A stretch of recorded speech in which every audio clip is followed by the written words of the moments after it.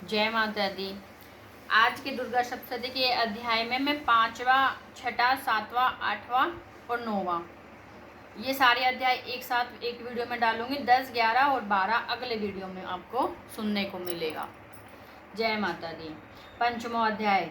ओम उत्तर चरित्र के रुद्र ऋषि हैं, महासरस्वती देवता है, अनुष्टुप छंद है, भीमा शक्ति है, भ्रामरी बीज है, सूर्य तत्व है और सामवेद स्वरूप है। माँ सरस्वती जी की प्रसन्नता के लिए उत्तर चरित्र के पाठ में इसका विनियोग किया जाता है, जो अपने कर कमलों में घंटा, शूल, हल, शंख, मूसल, चक्र, धनुष और बाण धारण करती हैं। शरद ऋतु के शोभा संपन्न चंद्रमा के समान जिनकी मनोहर कांति है, जो तीनों लोकों की आधारभूत और शुंभ आदि दैत्यों का नाश करने वाली है, तथा जो गौरी के शरीर से जिनका प्राकट्य हुआ है, उन माँ सरस्वती देवी का मैं निरंतर भजन करती हूँ। ऋषि कहते पूर्व काल में शुंभ और निशुंभ नामक असुरों के ने अपने बल के घमंड में आकर सचिपति इंद्र के हाथ से तीनों लोगों का राज्य और यज्ञ भाग छीन लिए। वे ही दोनों सूर्य, चंद्रमा, कुबेर, यम और वरुण के भी अधिकार का उपयोग करने लगे। वायु और अग्नि का कार्य भी वे ही करने लगे। उन दोनों ने सब देवताओं को अपमानित, राज्य भ्रष्ट, पराजित तथा अधिकारहीन करके स्वर्ग से निकाल दिया।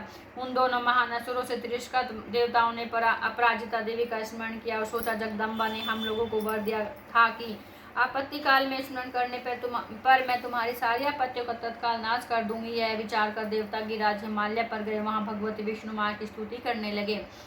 देवता बोले, देवी को नमस्कार है, महादेवी शिवा को सर्वदा नमस्कार है, प्रकृति एवं भद्रा को प्रणाम है, हम लोग आपको नियम पूर्वक नमस्कार करते हैं। रुद्रा को नमस्कार है, नित्या, गौरी एवं धात्री को बारंबार नमस्कार है, ज्योतिषनामय चंद्र रूपिणी एवं सुख स्वरूपा देवी को सततः प्रणाम है। शरणागतों का कल्याण करने वाली वृद्धि एवं सिद्धि रूपा देवी को हम बारंबार नमस्कार करते हैं। नेत्री, राक्षसों की लक्ष्मी, राजाओं की लक्ष्मी तथा सर्वाणी शिव पत्नी स्वरूप आप जगदम्बा को हम बारंबार नमस्कार करते हैं। दुर्गा, दुर्गपारा, दुर्गम संकट से पार उतारने वाली, सारा सबकी सारभूता, सर्वकारिणी, ख्याति कृष्णा और दुर्मा देवी को सर्वदा नमस्कार है। अत्यंत सौम्य तथा अत्यंत रोध रूपा देवी को हम नमस्कार करते हैं, उन्हें हमारा बारंबार प्रणाम है। जगत की आधारभूताकृति देवी को बारंबार नमस्कार है। जो देवी सब प्राणियों में विष्णु माया के नाम से कही जाती है, उनको नमस्कार, उनको नमस्कार, उनको बारंबार नमस्कार है। जो देवी सब प्राणियों में चेतना कहलाती है, उनको नमस्कार, उनको नमस्कार, उनको बारंबार नमस्कार है। जो देवी सब प्राणियों में बुद्धि रूप से स्थित है, उनको नमस्कार, उनको नमस्कार, उनको बारंबार नमस्कार है। जो देवी सब प्राणियों में निंद्रा रूप से स्थित है, उनको नमस्कार, उनको नमस्कार, उनको बारंबार नमस्कार है। जो देवी सब प्राणियों में क्षुधा रूप से स्थित है, उनको नमस्कार, उनको नमस्कार, उनको बारंबार नमस्कार है।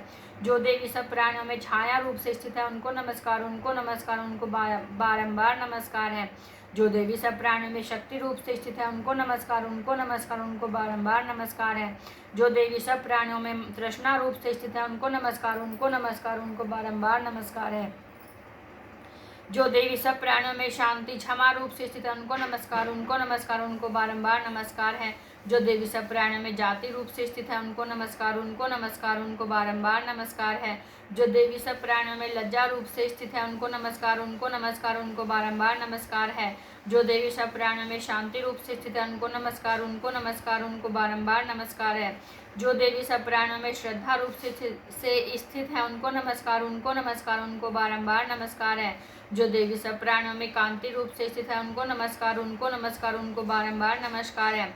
जो देवी सब प्राणियों में लक्ष्मी रूप से स्थित है, उनको नमस्कार, उनको नमस्कार, उनको बारंबार नमस्कार है। जो देवी सब प्राणियों में वृत्ति रूप से स्थित है, उनको नमस्कार, उनको नमस्कार, उनको बारंबार नमस्कार है।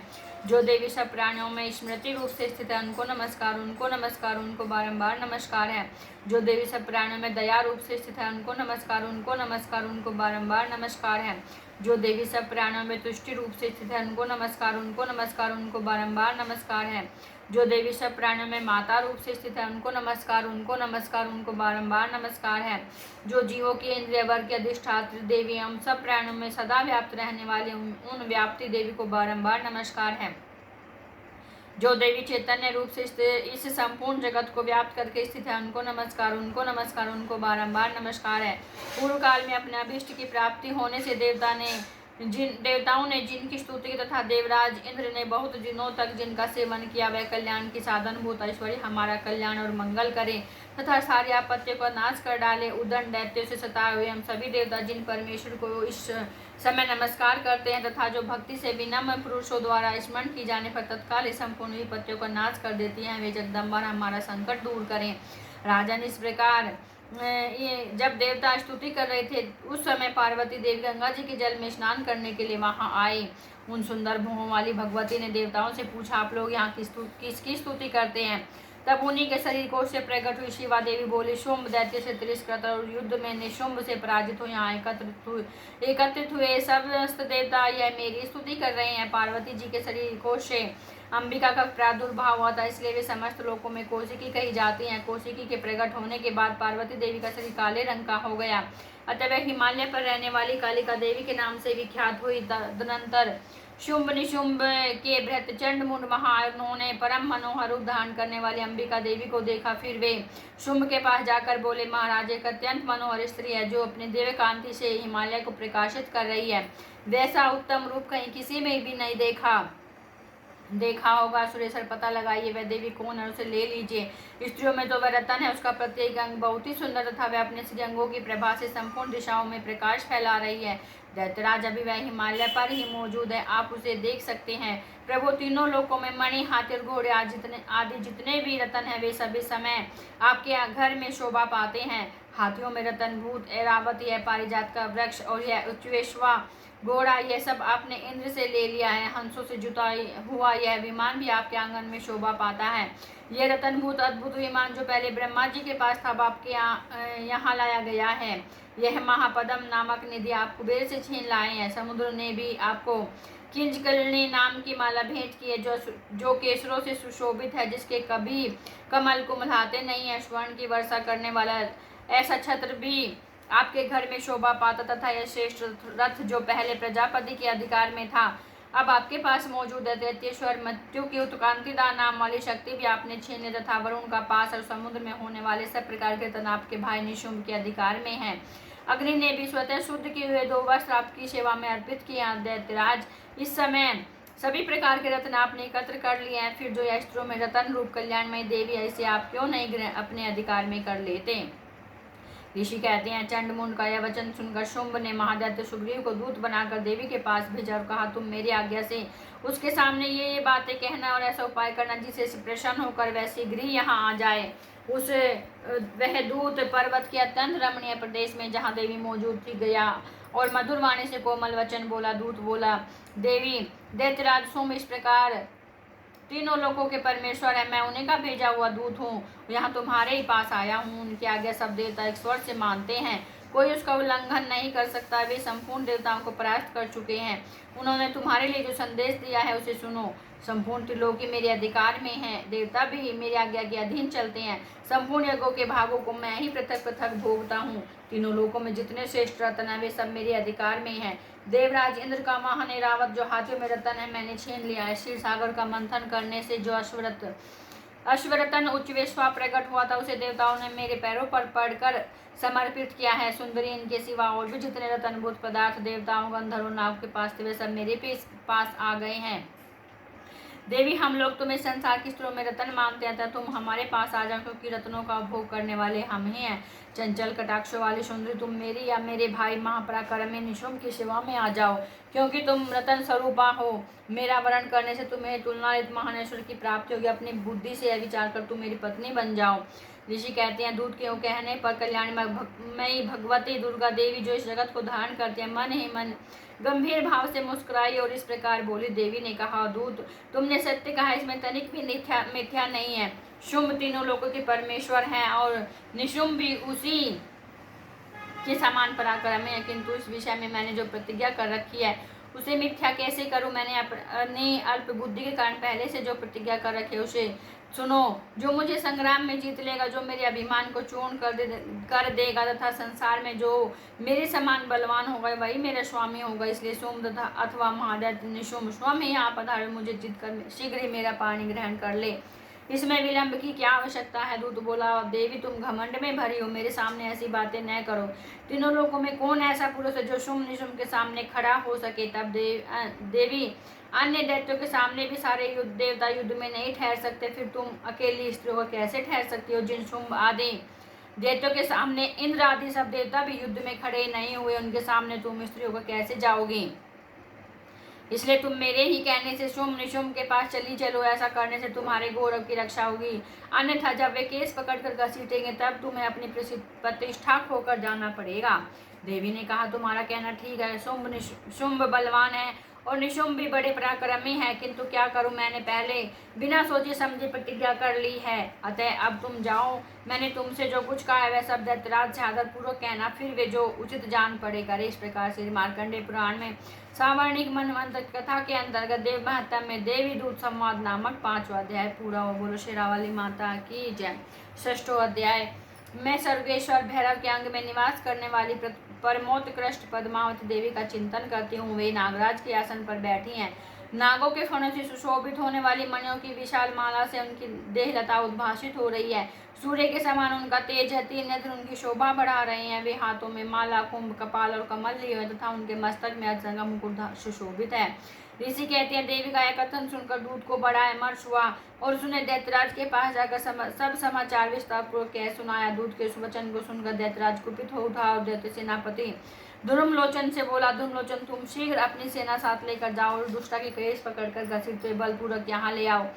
उसकी रक्षा करने के लिए यदि कोई दूसरा खड़ा हो तो वह देवता, यक्ष अथवा गंधर्व ही क्यों न, उसे अवश्य मार डालना। ऋषि कहते हैं, शुंभ के इस प्रकार आज्ञा देने पर धूम्रलोचन दैत्य 60,000 असुरों की सेना को साथ लेकर वहां तुरंत चल दिया। वहां पहुंचकर उसने हिमालय पर रहने वाली देवी को देखा और ललकार कर कहा, अरे तू शुंभ निशुंभ के पास चल। यदि इस समय प्रसन्नता पूर्वक मेरे स्वामी के समीप नहीं चलेगी तो मैं बलपूर्वक झोंटा पकड़कर घसीटते तुझे ले चलूंगा।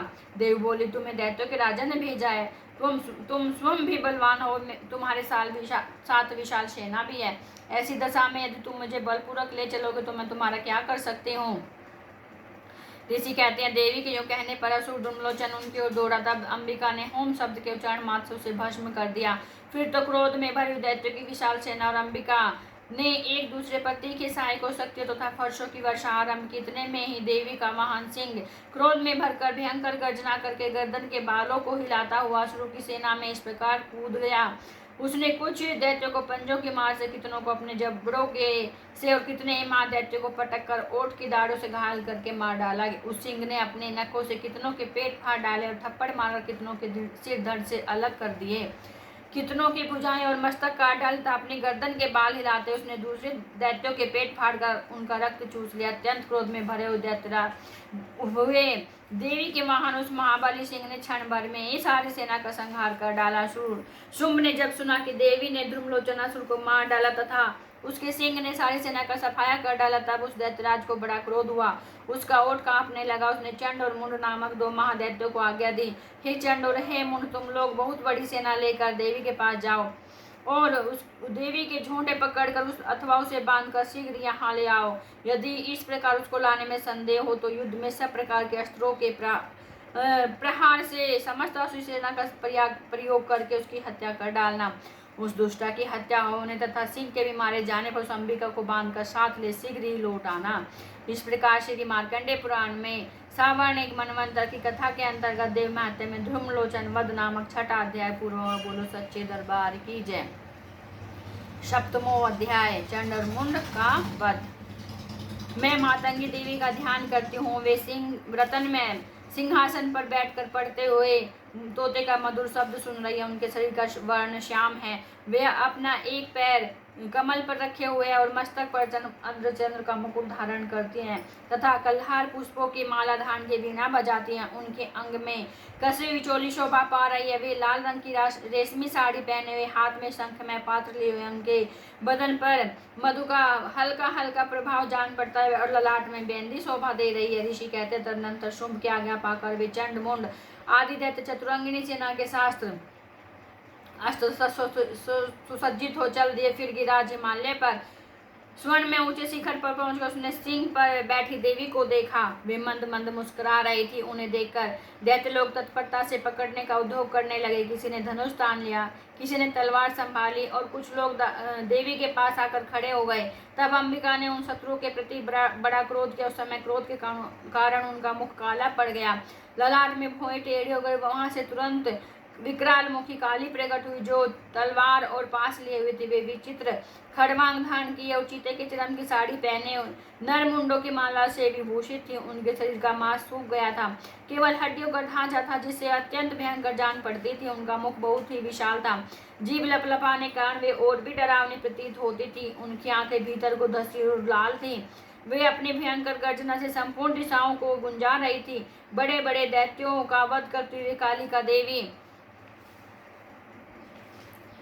बड़े वेग से दैत्यों की सेना पर टूट पड़े, उनको भक्षण करने लगी। वे पाशु रक्षकों, अंकुशधारी महावतों, योद्धा और घंटा सहित कितने ही हाथियों को एक ही हाथ से पकड़कर मुंह में डाल लेती थी। इसी प्रकार घोड़े, रथ और सारथी के साथ रथी सैनिकों को मुंह में डालकर वे उन्हें बड़े भयानक रूप से चबा डालती थी। किसी के बाल पकड़ लेती, किसी का गला दबा देती, किसी को पैरों से कुचल कर मार डालती, किसी को धरती के धक्के से गिरा कर मार डालती थी।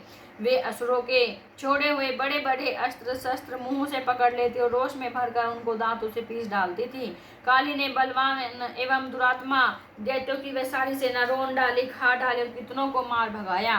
कोई तलवार के घाट उतारे गए, कोई खड़वांग से पीटे गए, कितने ही असुर दांतों के अग्रभाग से कुचले जाकर मृत्यु को प्राप्त हुए। इस प्रकार देवी ने असुरों की सारी सेना को क्षण भर में मार गिराया। यह देख चंड अत्यंत भयानक काली देवी की ओर दौड़ा तथा महादैत्य मुंड ने भी अत्यंत भयंकर बाणों की वर्षा से तथा हजारों बार चलाए हुए चक्रों से उन भयानक नेत्रों वाली देवी को आच्छादित कर दिया। अनेकों चक्र देवी के मुख में समाते हुए ऐसे जान पड़े मानो सूर्य के बहुतेरे मंडल बादलों के उदर में प्रवेश कर रहे हों। तब भयंकर गर्जना करने वाली काली ने अत्यंत रोष में भरकर विकट अट्टहास किया। उस समय उनके विकराल बदन के भीतर कठिनता से देखे जा सकने वाले दांतों की प्रभा से भी अत्यंत उज्ज्वल दिखाई देती थी। देवी ने बहुत बड़ी तलवार हाथ में ले हम का उच्चारण करके चंड पर धावा किया। उसके केस पकड़कर उसी तलवार से उसका मस्तक काट डाला।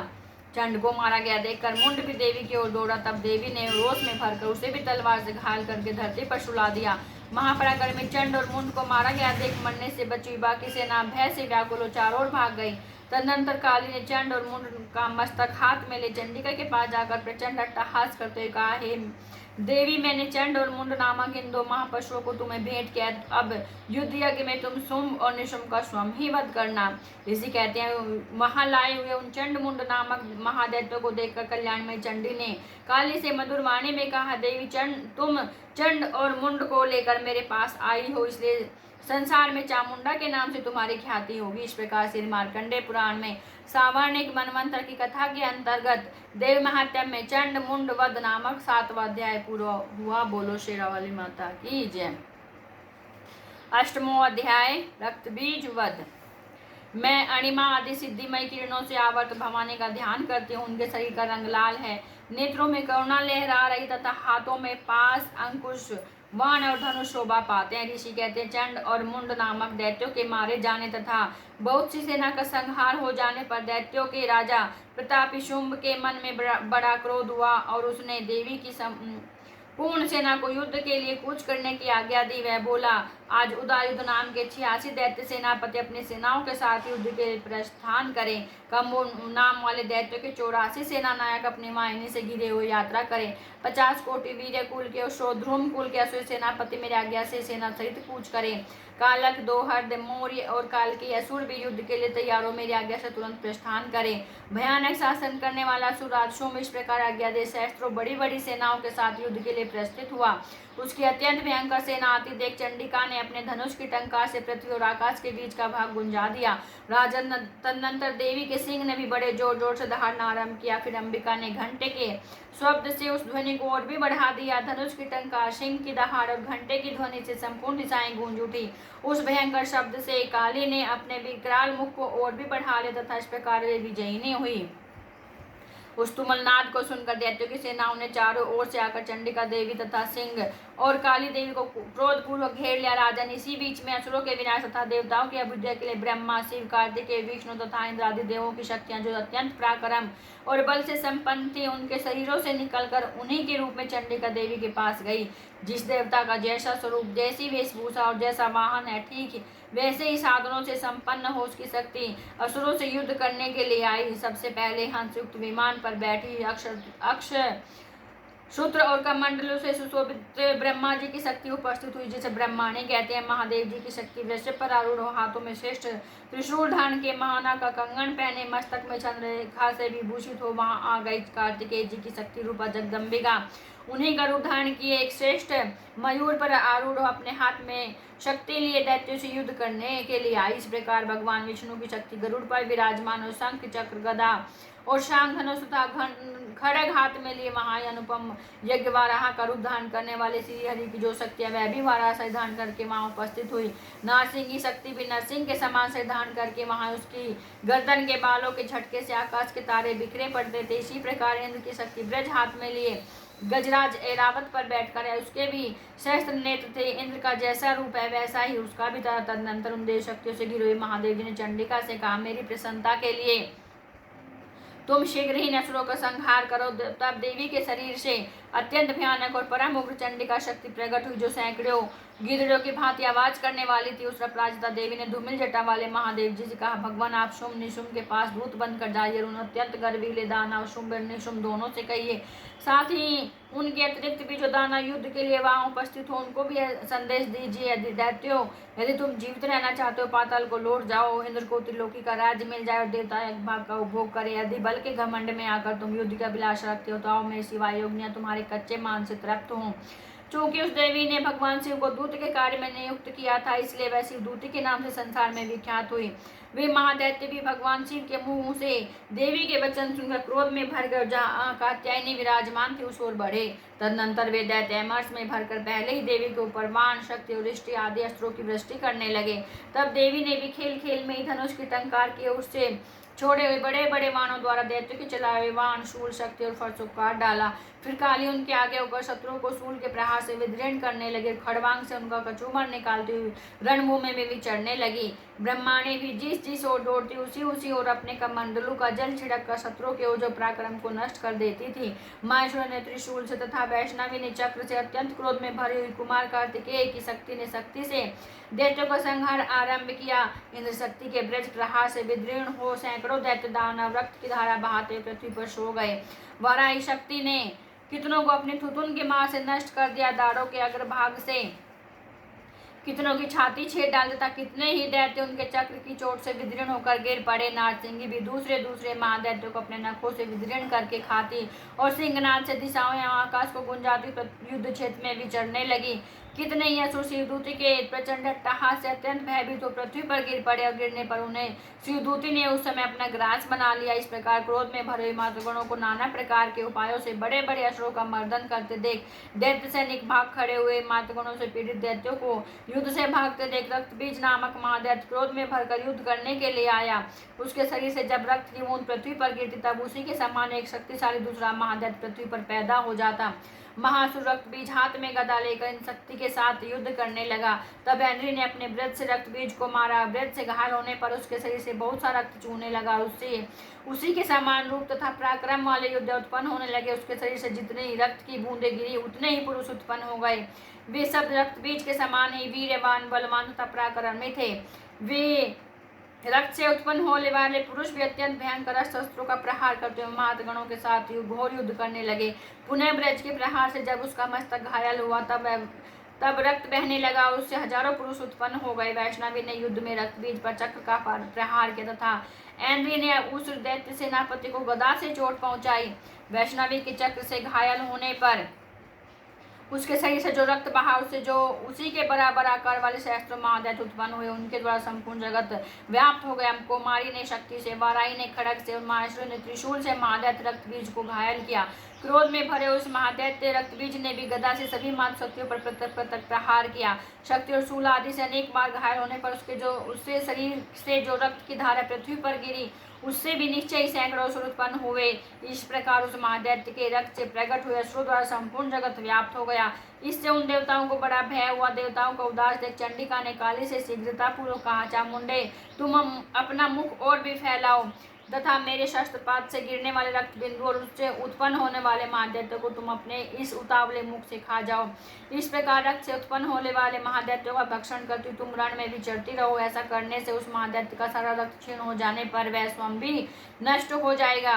उन भयंकर दैत्य को जब तुम खा जाओगे तब दूसरे नए दैत्य उत्पन्न नहीं हो सकेंगे। काली से यूं कहकर चंडिका देवी ने शूल से रक्त बीज को मारा और काली ने अपने मुख में उसका रक्त ले लिया।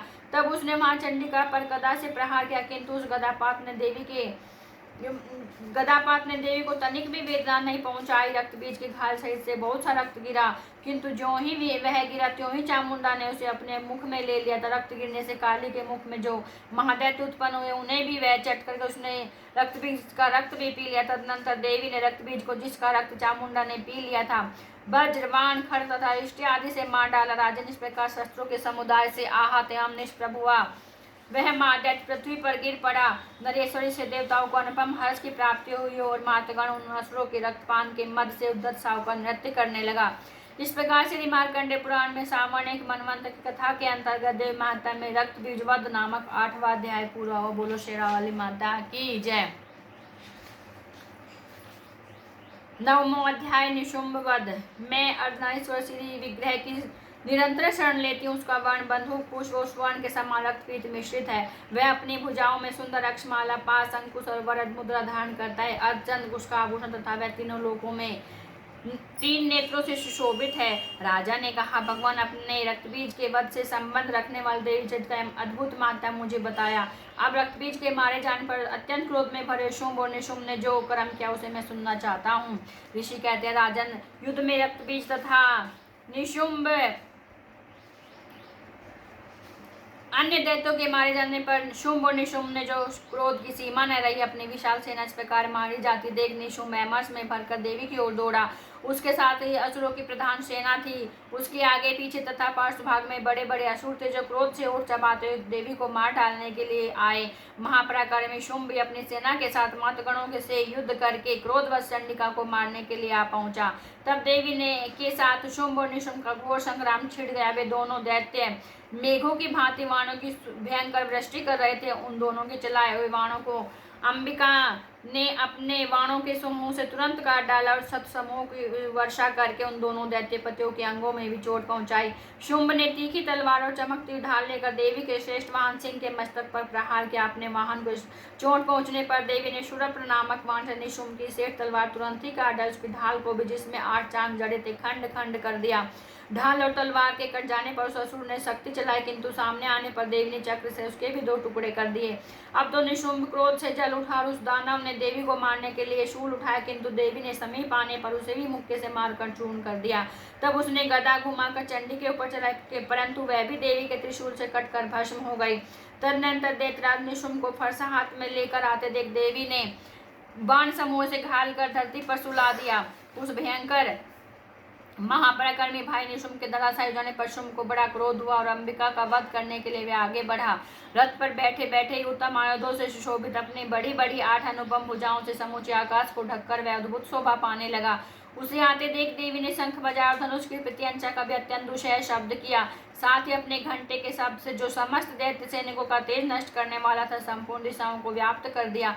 तदनंतर सिंह ने भी अपनी दहाड़ से, जिसे सुनकर बड़े बड़े महान गजराजों का महान मत दूर हो जाता था, आकाश पृथ्वी और 10 दिशाओं को गुंजा दिया। फिर काली ने आकाश में उछलकर अपने दोनों हाथों से पृथ्वी पर आघात किया। उससे ऐसा भयंकर शब्द हुआ जिससे पहले के सभी शब्द शांत हो गए। तत्पश्चात शिवदूती ने दैत्य के लिए अमंगलजनक अट्टहास किया। उन शब्दों को सुनकर समस्त असुर थर्रा उठे, किंतु शुंभ को बड़ा क्रोध हुआ। उस समय देवी ने जब शुंभ को लक्ष्य करके कहा, और दुरात्मन खड़ा रहे, तभी आकाश में देवता बोल उठे, जय हो जय हो। शुंभ ने वहां आकर ज्वालाओं से युक्त अत्यंत भयानक शक्ति चलाई। अग्निमय पर्वत के समान आती हुई शक्ति को देवी ने बड़े भारी लुके से दूर हटा दिया। उस समय शुंभ ने सिंहनाद से तीनों लोगों को गुंजा दिया। राजन, उसकी प्रतिध्वनि से वज्रपात के समान भयानक शब्द हुआ, जिसे अन्य शब्दों को जीत लिया। शुंभ के चलाए हुए वाणों के देवी ने और देवी के चलाए हुए वाणों के शुंभ ने अपने भयंकर वाणों द्वारा सैकड़ों हजारों टुकड़े कर दिए। तब क्रोध में भरी चंडिका ने शुंभ को शूल से मारा। उसके आघात से मूर्छित हो पृथ्वी पर गिर पड़ा। इससे इतने में ही निशुंभ को चेतना हुई और उसने शुंभ धनुष हाथ में लेकर बाणों द्वारा देवी काली तथा सिंह को घायल कर दिया। फिर वह दैत्यराज के 10,000 बाहें बनाकर चक्रों के प्रहार से चंडिकों को आच्छादित कर दिया। तब दुर्गम पीड़ा का नाश करने वाली भगवती दुर्गा ने कुपित होकर कहा, अपने बाणों से उन चक्र तथा बाणों को काट गिराया। यह देख निशुंभ दैत्य सेना के साथ चंडिका का वध करने के लिए हाथ में गदा ले बड़े वेग से दौड़ा। उसके आते ही चंडी ने तीर की धार वाली तलवार से उसकी गदा को शीघ्र काट डाला। तब उसने शूल हाथ में ले लिया। देवताओं को पीड़ा देने वाले निशुंभ को शूल हाथ में लिया आते देख चंडिका ने बड़े वेग से उस शूल को अपने शूल से उसकी छाती छेद डाली। शूल से विदीर्ण हो जाने पर उसकी छाती से एक दूसरा महाबली एवं महापराक्रमी पुरुष खड़ी रह कहता हुआ निकला। उसने निकलते हुए पुरुष की बात सुनकर देवी ने ठठाकर हंस दिया और खड्ग से उन्होंने उसका मस्तक काट डाला। फिर तो वह पृथ्वी पर गिर पड़ा। तदनंतर सिंह अपने दाढ़ों से असुरों की गर्दन कुचलकर खाने लगा। यह बड़ा भयंकर दृश्य था। उधर कालिता शिवदूती ने भी अन्याय दैत्य का भक्षण आरंभ किया। कौमारी की शक्ति से विदीर्ण होकर कितने ही महादैत्य नष्ट हो गए। ब्रह्मांड के मंत्रपूत जल से निस्तेज होकर कितने ही भाग खड़े हुए। कितने ही दैत्य माहेश्वरी के त्रिशूल से छिन्न भिन्न हो धराशायी हो गए। वाराही के तुतुन के आघात से कितनों का पृथ्वी पर कुछ उमड़ निकल गया।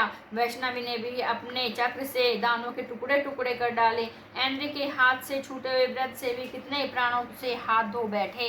कुछ असुर मारे गए, कुछ उस महायुद्ध से भाग गए तथा कितने ही काली शिवदूत तथा सिंह के ग्रास बन गए। इस प्रकार श्री मार्कंडेय पुराण में सावर्णिक मनवंतर की कथा के अंतर्गत देव माता में निशुंभ वध नामक नवा अध्याय पूरा हुआ। बोलो शेरावाली माता की जय।